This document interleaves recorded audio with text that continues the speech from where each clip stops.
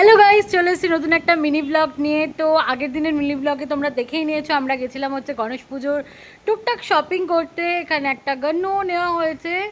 আর সকাল সকাল ঘুম থেকে উঠে আমাদের শুরু হয়ে গেছে হচ্ছে আজকে রান্নাবান্নার প্রিপারেশন। এখানে হচ্ছে পোলাও, সাথে হচ্ছে আলুর দম আর পনির দেখানো হয়ে গেল।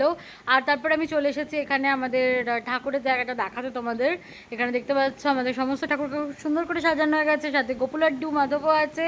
আর এই হয়েছে আমাদের গন্নু, কি কিউট দেখতে লাগছে ভাই। এখানে পুজোর সমস্ত জোগাড় যন্ত্র করে ফেলেছে, সব কিছু সাজিয়ে নিয়েছে। আর গন্নুকেও মালা ফুল পরানো হয়ে গেছে, আর দেখতে খুবই সুন্দর লাগছে। আর এখানে ভাই পুজোতে বসে গেছে।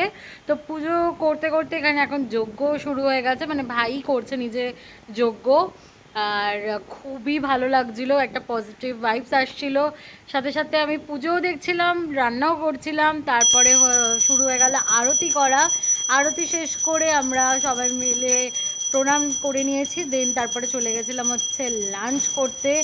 আর কেমন আছে আমাদের ভিডিওটা, পুজোটা আর গন্নুকে কেমন লাগছে অবশ্যই জানিও। লাঞ্চের মেনুতে ছিল পোলাও, পনির, লটস অফ কাজু, আর সাথে হচ্ছে আলুর দম। তো আজকের ভিডিওটা এখানেই শেষ করছি, ভালো লাগলে লাইক করে দিও। Bye bye.